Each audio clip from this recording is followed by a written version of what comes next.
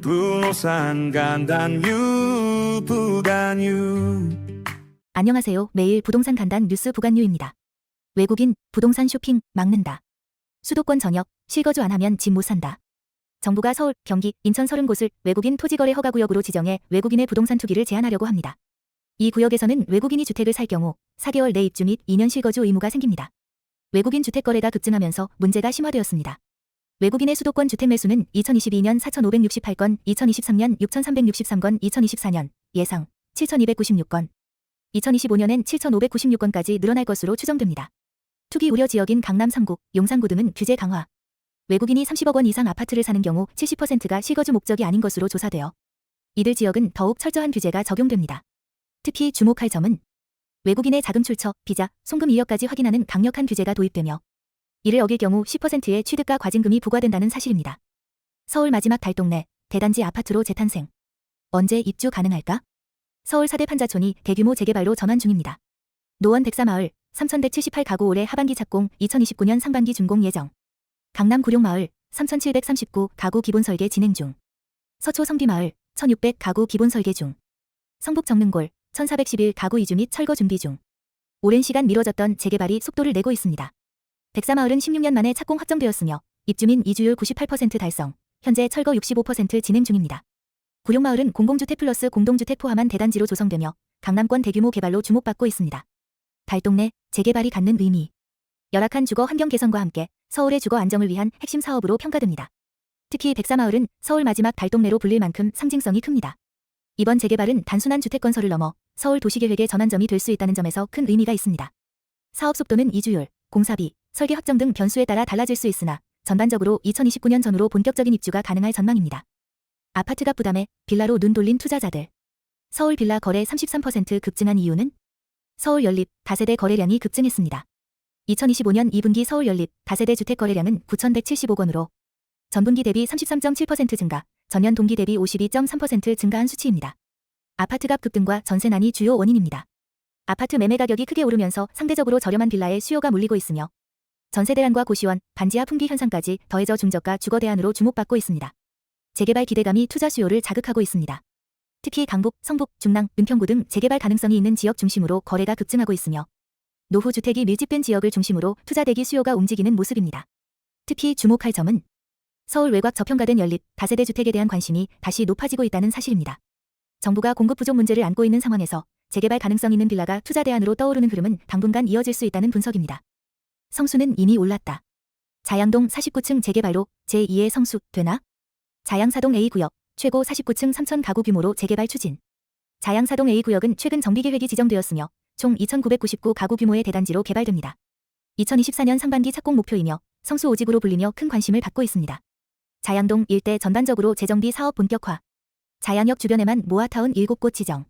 기존 자양 7구역, 소형 노후주택 밀집지역, 도 DLENC가 시공사로 선정되어 재개발 절차 진행 중입니다. 자양 8동 649일대는 2024년 8월 시범사업지로 지정 예정. 투자자들 사이에서 성수 동반 상승, 기대감 확산. 자양동은 성수동과 한강 사이에 위치하면서 입지는 유사하지만 시세는 절반 수준. 성수동 아파트 84평방미터 기준 40에서 50억 vs 자양동 빌라 시세 20억 이하. 이러한 갭이 투자 수요를 자극하고 있으며 향후 대단지 아파트 개발 시 성수의 뒤를 이을 지역으로 주목받고 있습니다. 특히 주목할 점은 한강 조망권 플러스 개발 호재 플러스 상대적 저평가 라는 삼박자가 맞아떨어지며 자양동이 서울 동부권 최대 유망 재개발지로 급부상하고 있다는 점입니다. 다만 정비사업의 특성상 사업 기간이 길고 변수도 많은 만큼 단기 투자보다는 중장기적 시각이 필요하다는 의견도 함께 나옵니다. 모아타운 투기 막는다. 서울시 지분 쪼개기 막기 위한 선제 조치 돌입. 서울시 개발 예정 6곳 토지거래 허가구역 지정. 강동구 1곳, 광진구 3곳, 동작구 1곳, 서초구 1곳 등 총 6곳이 대상입니다.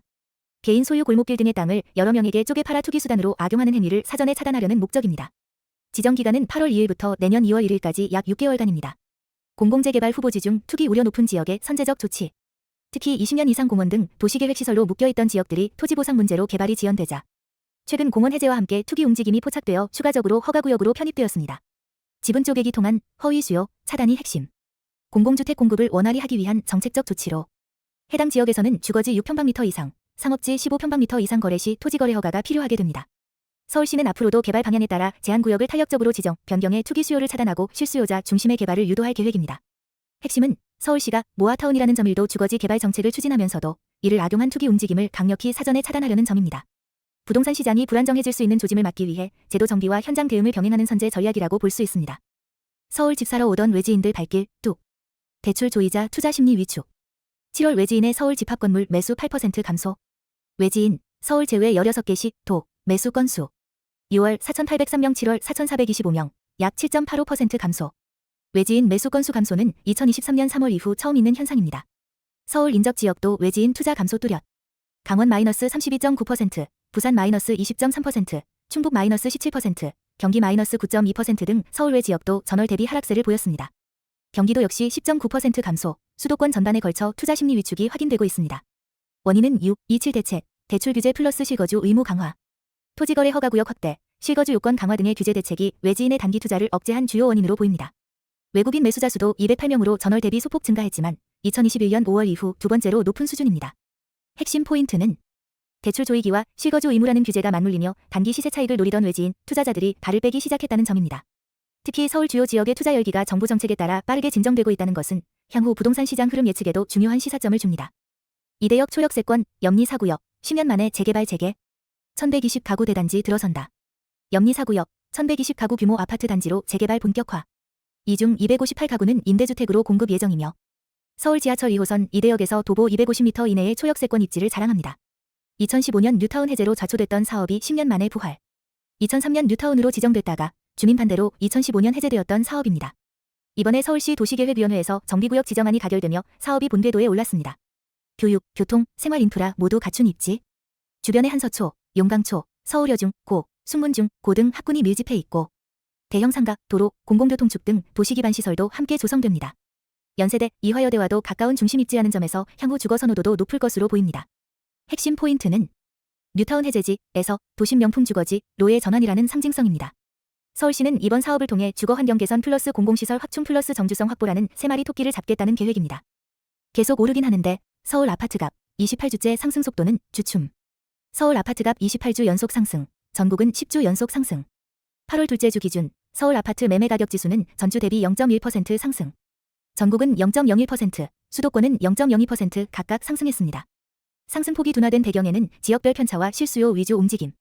송파구 플러스 0.31%가 가장 높은 상승률을 기록했으며 신천, 문정동 재건축 추진 단지 위주로 가격이 올랐습니다.